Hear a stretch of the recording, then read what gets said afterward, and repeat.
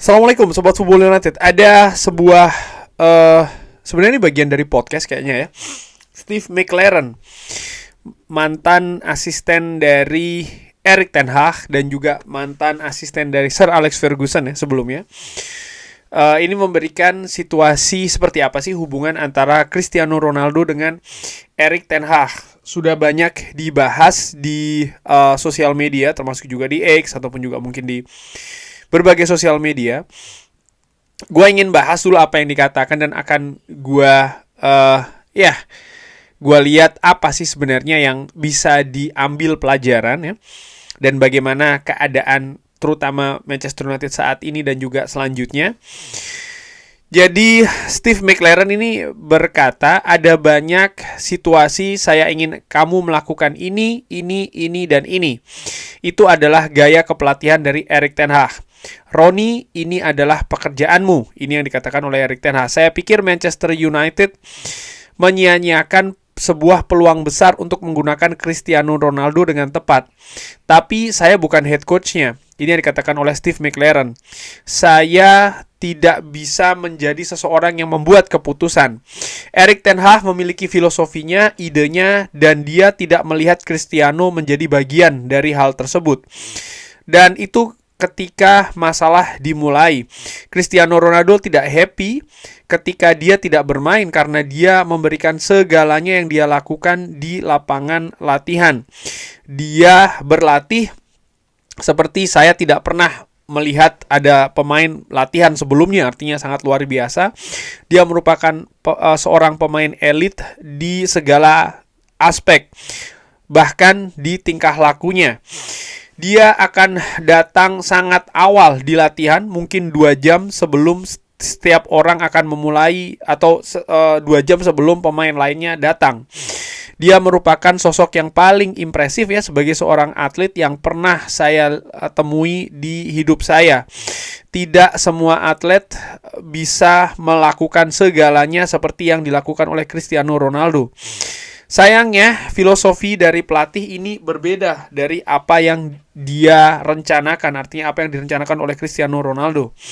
Erik ten Hag menginginkan seorang penyerang yang bisa melakukan pressing di depan, dan Cristiano Ronaldo percaya kalau pekerjaan ini seharusnya dilakukan sebagai sebuah tim ya secara keseluruhan, dengan dia di beberapa area, dan hal terbaik yang dilakukan adalah memberikan dia bola dan membiarkan dia melakukan pekerjaannya atau hal yang dia biasa lakukan. Ini yang dikatakan oleh Steve McLaren terkait dengan sudut pandang dari Cristiano Ronaldo dan juga apa pandangan dari Erik ten Hag.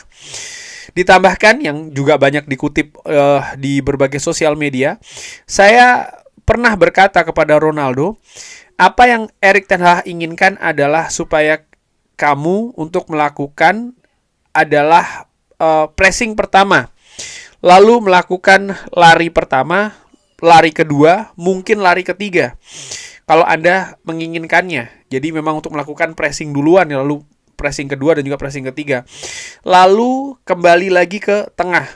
Karena kalau kita bisa memenangkan bola, lalu kita akan memberikan bola itu kepada kamu, dan itu yang dia inginkan supaya kamu lakukan. Jadi ini yang dikatakan oleh Steve McLaren kepada Cristiano Ronaldo tentang keinginan dari Erik ten Hag. Kalau Anda tidak bisa melakukannya, Anda tidak akan bermain. Ini yang dikatakan oleh Steve McLaren. Atau kalau Anda tidak ingin melakukannya, Anda tidak akan bermain. Jadi Erik ten Hag tidak akan memilih Anda. Saya mengatakan hal ini, Anda tidak akan dipilih. Ini tidak seperti kayak orang lain mungkin ya, dalam situasi seperti ini. Setelah situasi berkembang tentu saja Erik ten Hag mengatakan tidak karena dia tetap dengan filosofinya. Cristiano Ronaldo juga mengatakan hal tersebut. Jadi dia akhirnya tidak bermain ya kan, Cristiano Ronaldo kurang lebih seperti itu, karena Erik ten Hag memang menegaskan Cristiano Ronaldo harus melakukannya, kalau tidak melakukannya ya dia tidak bermain, sesimpel itu gitu ya. Jadi memang gue menilai ada dua filosofi yang tidak bertemu. Bagaimana keadaan dari Cristiano Ronaldo dan juga keinginan ya dari Erik ten Hag. Siapa yang benar, siapa yang salah? Begini, Cristiano Ronaldo menurut gue ya, dalam situasi ini harus ditarik dulu bagaimana proses dia datang ke Manchester United. Dia datang ke Manchester United di periode akhir bursa transfer sebelum ditutup di periode dari Ole Gunnar Solskjaer ya, di mana Ole Gunnar Solskjaer sudah selesai dengan pre-season, sudah mendatangkan beberapa pemain yang diinginkan, lalu tiba-tiba ada pergerakan terkait dengan Cristiano Ronaldo. Semua fans Manchester United sebagian besar sangat excited, sangat senang, sangat bahkan berharap-harap cemas ya, karena di sisi lain Manchester City juga ingin mendatangkan Cristiano Ronaldo. Pada akhirnya Manchester United memenangkan pertarungan untuk mendatangkan Cristiano Ronaldo, fans Manchester United happy. Lalu ya di periode dari Ole Gunnar Solskjaer dengan sistem tertentu ada beberapa adaptasi yang tidak sedikit yang harus dilakukan dengan kedatangan seorang Cristiano Ronaldo. Setelahnya kita tahu Ole Gunnar Solskjaer tidak berhasil dengan Manchester United ya di musim tersebut dan harus dipecat. Setelahnya ada Ralf Rangnick ya di periode transisi sebelum akhirnya Erik ten Hag ditunjuk. Dan kita tahu bagaimana misalnya awal Erik ten Hag datang di Manchester United terkait dengan keadaan pre-season misalnya. Di situ sudah ada perseteruan ya kan dengan Cristiano Ronaldo yang tentu saja pada saat itu ada masalah personal, tapi menurut gua situasinya berkembang menjadi lebih panjang lagi, lebih panas lagi. Dan ternyata hal ini pun berlanjut di situasi teknis di atas lapangan. Erik ten Hag yang didatangkan oleh manajemen Manchester United karena apa yang dilakukan di Ajax Amsterdam yang sangat impresif. Erik ten Hag datang dengan filosofinya sendiri.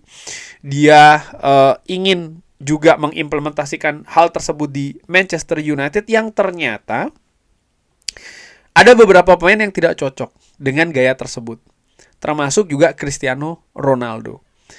Gua melihat sangat wajar ketika ada seorang manajer datang ke Manchester United dengan filosofi yang berbeda dengan manajer sebelumnya. Yang filosofi tersebut mungkin juga tidak cocok dengan sebagian besar ataupun sebagian ya katakanlah pemain yang ada pada saat itu. Sehingga Manchester United pun juga sering kan melakukan bongkar pasang pemain seiring dengan datangnya manajer baru. Dan dalam hal ini gue menilai otoritas itu ada di mana gitu ya, dalam menentukan misalnya gaya permainan. Kalau melihat pada saat itu ya otoritas itu ada pada manajer. Bahwasanya manajer mungkin akan mengakomodir 1, 2, 3 pemain dalam sistemnya, itu juga merupakan sebuah pilihan. Tapi pada saat itu gue menilai ada hal yang tidak ingin dikompromi oleh Erik ten Hag. Apa itu? Ya, gaya pressing untuk penyerang, di mana pada saat itu penyerang utama adalah seorang Cristiano Ronaldo, dan ini tidak berlangsung dengan baik gitu menurut gue. Jadi ada hal yang tidak bertemu. Nah, pada akhirnya kita tahu lah hubungan jadi memburuk dan Cristiano Ronaldo artinya akhirnya melakukan apa yang telah dia lakukan di Manchester United, tidak ingin dimainkan, membuat wawancara dan lain-lain. Erik ten Hag pun pada akhirnya juga terus berjalan bersama dengan Manchester United walaupun sudah selesai saat ini. Tapi ada sebuah pelajaran menurut gue yang menarik ini, bahwa pemain ini tidak bisa hanya sembarangan saja direkrut gitu ya. Menurut gue ini harus sesuai betul dengan sistem permainan seperti apa yang ingin dikembangkan di sebuah klub. Dan menurut gue pelajaran inilah yang harus diambil saat ini, terutama ketika Manchester United akan mencari siapa sosok head coach permanen untuk musim depan, di mana head coach perannya berbeda dengan manajer. Manchester United juga memiliki Director of Football saat ini, Jason Wilcox, yang punya tugas juga untuk mencetak blueprint filosofi permainan, sistem permainan Manchester United untuk jangka waktu yang lebih panjang lagi. Dan dari sistem tersebut akan ada turunan-turunan yang lebih detail, misalnya di setiap pertandingan tentu saja dengan head coach-nya, lalu ada juga pemain yang harus disesuaikan dengan hal tersebut. Jadi menurut gue ini sangat berkaitan. Sehingga siapapun yang Manchester United akan tunjuk di musim panas nanti sebagai permanent head coach, ini akan sangat berpengaruh dengan siapa yang akan direkrut, siapa yang akan dilepas. Karena dialah yang akan mengimplementasikan ya kan. Dan hal-hal seperti yang terjadi antara Erik ten Hag dan juga Cristiano Ronaldo, menurut gue ini tidak akan terjadi kalau seandainya pada saat itu Manchester United memiliki sporting director yang mumpuni. ataupun juga football director yang bagus gitu ya, yang jelas filosofinya seperti apa, yang juga memiliki sinergi, memiliki kesepahaman yang bagus dengan manajer ataupun juga dengan head coach. Dan ini akan menurun ke pemain gitu. Dan kalau gue lihat Manchester United, ya memang kacau ya. Jadi beda pelatih bisa beda filosofi dengan sangat-sangat kontras sekali.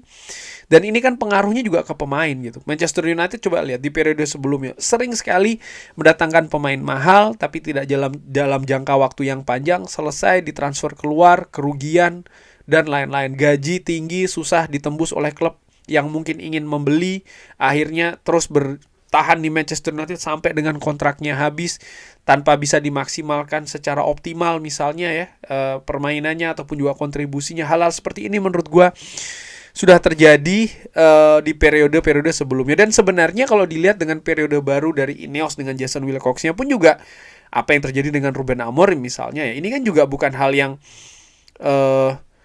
menunjukkan bahwa sinergi itu terjalin dengan bagus gitu. Dan ini sudah menurut gue sudah berlangsung dalam waktu singkat Ineos berada di Manchester United sudah berlangsung paling tidak sekali. Ini terkait dengan head coach.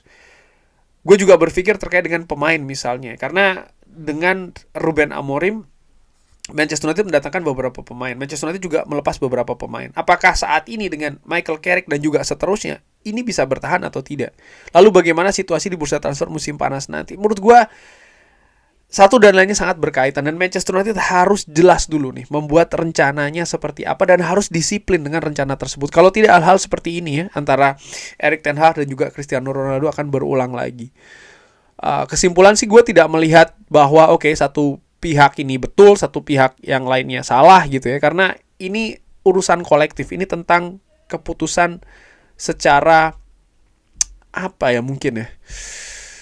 secara lebih besar lagi gitu loh, yang menunjukkan bahwa memang organisasi di Manchester United, di klub sepak bola Manchester United ini tidak bagus, tidak rapi, dan sayangnya saat ini gue melihat juga masih belum diperbaiki secara signifikan, paling tidak sampai dengan titik ini. Semoga kedepannya bisa lebih baik lagi, karena tanpa itu semua menurut gue prestasi yang diinginkan oleh fans ya, misalnya kembali lagi ke masa kejayaan, menurut gue akan sulit terjadi, karena ya kita akan menghadapi banyak drama, banyak hal yang tidak produktif dan lain-lain. Bagaimana menurut Sobat Football United? Seperti biasa, drop di kolom komen. Terima kasih sudah menyaksikan. Jangan lupa like, share, dan juga subscribe. Wassalamualaikum warahmatullahi wabarakatuh. Thank you.